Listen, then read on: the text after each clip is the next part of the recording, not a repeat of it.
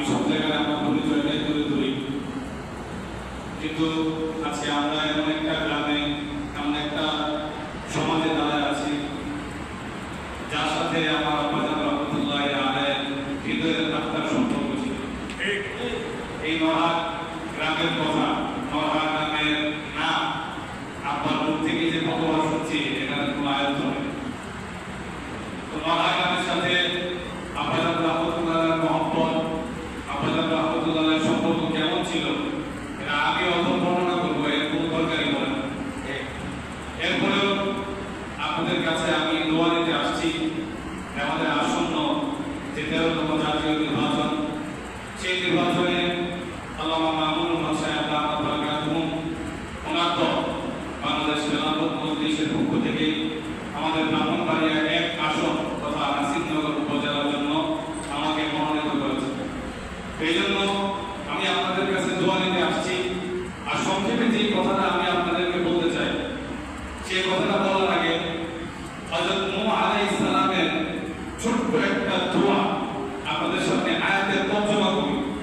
যে নূহ আলাইহিস সালাম আল্লাহর কাছে কি দোয়া করছিলেন। তিনি যখন দিনে রাতে দাওয়াত দেওয়ার পরে শুধু দিনে দাওয়াত দিছেন না, দাওয়াতু কওমি লাইলা ওয়া নাহার, দিনেও দাওয়াত দিছেন, রাতেও দাওয়াত দিছেন, কিন্তু দাওয়াত যখন কবুল করে না আর একদিন দুদিন 950 বছর দাওয়াত দিছেন। যখন দাওয়াত কবুল করে নাই তখন তিনি মন থেকে একটা বদুয়া দিয়েছে, আল্লাহ কাফের একটা ঘর তুমি আদায় করো। কাফের ঘর কেন রাখো না এটার কারণও বর্ণনা করছে। সেই কারণটা কি তিনি বলেন ইন্নাকা ইন কাদাহুম ইউদিল্লু ইবাদাক ওয়া লা ইয়ালিদু ইল্লা ফাজিরান কাফার। যদি আপনি কাফেরদের ছেড়ে দেন তাহলে এই কাফেররা আপনার যে নেক বান্দা আছে শুধু এরা গোমরাহ হবে না, আল্লাহ নেক বান্দাদেরকে নিয়ে গোমরাহ হবে। কারণ যে পথভ্রষ্ট হয় সে একা একা পথভ্রষ্ট হবে, এটা তার মনে চায় না। তার মনে চায় সবাই বলে ঘুরতাম, একা একা ঘুরতে না ভালো লাগে। শয়তানও একা একা বের হয়। জান্নাত থেকে যখন তাকে বিতাড়িত করা হয়েছে সে আদম এবং হাওয়াকে নিয়ে বেরিয়েছে, একা একা বের হয়। তো সে নূহ আলাইহিস সালাম দোয়া করছে, আল্লাহ কাফেরদেরকে যদি আপনি ছেড়ে দেন তাহলে কাফেররা একা একা ধ্বংস হবে এবং নয়, আপনার নেক বান্দাদেরকে সহ ধ্বংস করে দেবে। আর কাফেরদের ভয়ে খালি পাপাচারী আর কাফের জন্ম হবে, বাবা মার জন্ম হবে। এই জন্য এই যে নূহ আলাইহিস সালামের দোয়াটা, এই দোয়াটা আজকে আমাদের সমাজে আমাদের জীবনে প্রাসঙ্গিক। আপনি লক্ষ্য করে দেখবেন আমি আপনি নামাজ পড়ি ঠিকই, কিন্তু আমার সমাজ, আমার রাষ্ট্র, আমার সংসদে কুর্মীতন্ত্র আর গণতন্ত্রের মনোভাব দিয়ে বলা।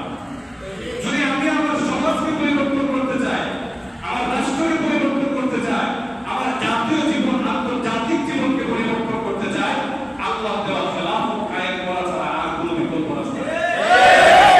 আমাদের সমাজের ধারণা কি জানেন? সময় সংক্ষিপ্ত আমি শেষ করে দিই।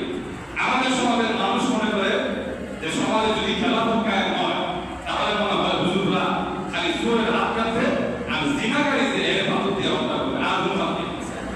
আমাদের ধারণা এটা, কিন্তু আমরা বুঝি না যে খেলাফত যদি কায়েম হয়, সংসদে যদি আল্লাহর কোরআনের আলো জ্বালানো যায়, আপনি যে চাষ করে বইলা এক কাপ চা খাবেন, এই চায়ের যে চা পাতিরা খেলাফত কায়েম হলে আমি অন্তত বুকে হাত দিয়ে বলতে পারি আপনার ওই চায়ের পাতির মধ্যে কোনো ধরনের ভেজাল থাকবে না। যদি খেলাফত কায়েম হয়, আমার মা বোনেরা আজকে 5 বছর থেকে নিয়ে 5 বছরের শিশু মেয়ে থেকে নিয়ে 80 বছরের বৃদ্ধা মহিলা পর্যন্ত নিরাপদ থাকে। রাস্তাঘাটে নিরাপদে চলাচল করতে পারে না। আর খেলাফতের সময় রাসূল কারীম সাল্লাল্লাহু আলাইহি ওয়াসাল্লাম ঘোষণা দিয়ে গেছিলেন 350 মাইল একটা মহিলা একা একা সফর করবে, তার ইজ্জত নষ্ট হওয়ার কোনো ভয় থাকবে না। এটা হচ্ছে খেলাফত। শুধু জোরের হাত কাটবে আর জিনাকারীকে পাথর মেরে হত্যা করবে, অনেকে মনে করে এটাই খেলাফত। আর নারীদেরকে মনে হয় জোর করে ধোঁকা পাবে, অনেকে মনে করে এটাই বুঝে খেলাফত। কিন্তু খেলাফতের আসল অর্থ বুঝতে না পারার কারণে আজকে সংসদ পর্যন্ত আমরা কোরআনের আলো পৌঁছাতে পারি নাই। এজন্য আপনাদের কাছে আমার এতটুকুই নিবেদন, ইনশাআল্লাহ আমরা এবার দেখতে চাই, এবার একটা গণজোয়ার দেখতে চাই, যে গণজোয়ার, যে বিপ্লব ইসলামের পক্ষে। এবার একটা গণজোয়ার দেখতে চাই, এবার একটা বিপ্লব দেখতে চাই, যে বিপ্লব হবে আল্লাহর জমিনে আল্লাহর দ্বীন কায়েম করার বিপ্লব।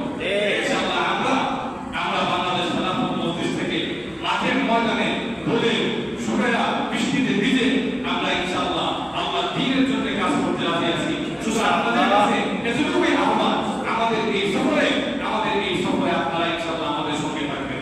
ইনশাআল্লাহ রাব্বুল আলামিন আমাদেরকে কবুল করুন, তার দ্বীনকে বিজয়ী করুন। আর আপনাদের কাছে আমার শেষ আহ্বান, আমাদের বাংলাদেশ খেলাফত মজলিস আমরা যে দলের আহ্বান নিয়ে আপনাদের কাছে এসেছি, আমাদের প্রতীক, আমাদের মার্কা হলো রিকশা মার্কা। ইনশাআল্লাহ আপনার মূল্যবান ভোটটা রিকশা মার্কায় দিয়ে আল্লাহর দ্বীনকে বিজয়ী করার লক্ষ্যে কাজ করবেন ইনশাআল্লাহ। আমাদেরকে কবুল করুন, আমিন। ওয়া আখিরু দাওয়ানা আলহামদুলিল্লাহি রাব্বিল আলামিন। আসসালামু আলাইকুম ওয়া রাহমাতুল্লাহি ওয়া বারাকাতুহু।